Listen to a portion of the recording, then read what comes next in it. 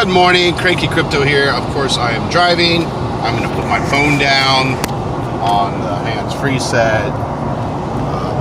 Anyway, heading down the real trade this morning, and that's horrible. I gotta fix that up. On the real trade this morning, and we always do. We do a workout as a team, and then we have a real trade board meeting and all kinds of fun stuff. But yesterday, I had a tech call with our main developer. Great guy, Alex. And it's funny because as I've been researching deeper into cryptocurrency, very little is transparent. Not that, by the way, I don't think transparency is as good as, or as such a necessity as most of us like to believe.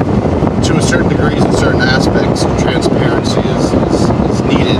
It's missing to create all this corruption that we've had in our society. However, it comes to a point where it's just superfluous. Oh, I love that word, superfluous. You know, it's not necessary. It's almost inefficient. However, we are, after talking to Alec yesterday, I've noticed no one else. We have, like most crypto startups, we have significant amount of agreements.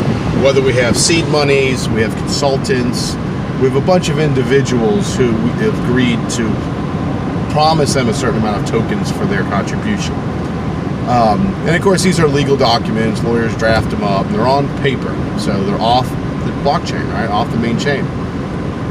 But I have found that all these agreements, I mean, I like the idea of putting them up in a smart contract. Since we have not done the airdrop, even though our contracts are pretty much done to put on the main chain, it's still not, you know, on the DLT. So it's only on our hidden servers somewhere. So, but however, I was talking to Alex, like, look, I'd really like to get all of our agreements onto a smart contract.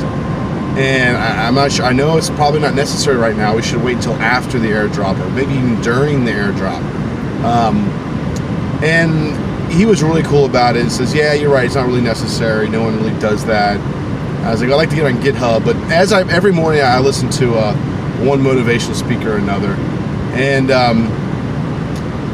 I don't know, I admitted to Alex, it might be an ornament for us to put these contracts, these agreements, into a smart contract and put it on GitHub repository or somewhere public for people who want to look for it.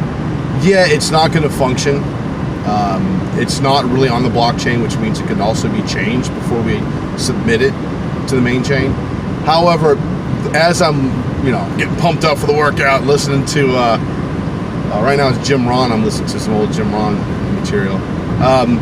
Is it really? Is a goal an ornament?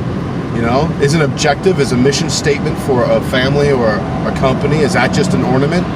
And so it's funny, I know as developers, you know, ornamentation or superfluous coding is, you know, it's a plague amongst coders.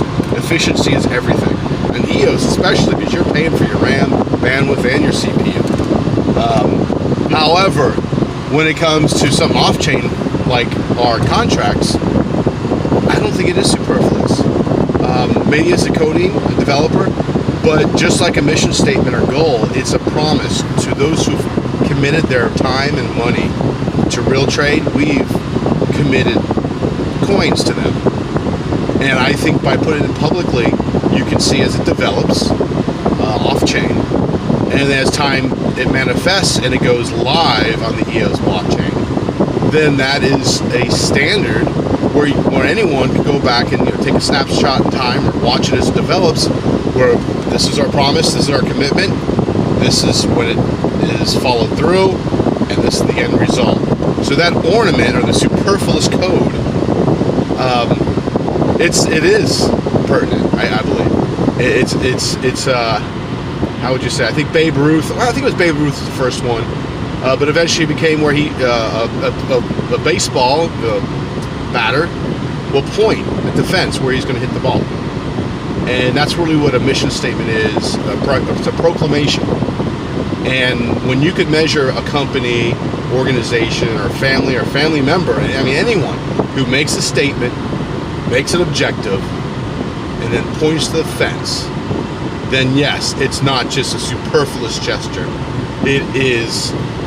It's a statement and their actions when they follow up, that's called integrity. So yes, Alex was cool about it. We're going to do it, but it's funny. I called this smart contract pre-main chain. I called it an ornament yesterday, and now I'm going to track that comment. I think it is. I think a mission statement. I think objectives, proclamations, whatever you want to call it. It is important because otherwise, how can you judge integrity? Integrity starts with a statement, and then the action supports that statement. So you cannot. It's hard to show integrity if you don't first have a statement and then followed by action. All right, I'm rambling now, but my mind's a spinning. So yes, we were all gonna do it anyway. But now I feel better about not wasting time because it's not a waste.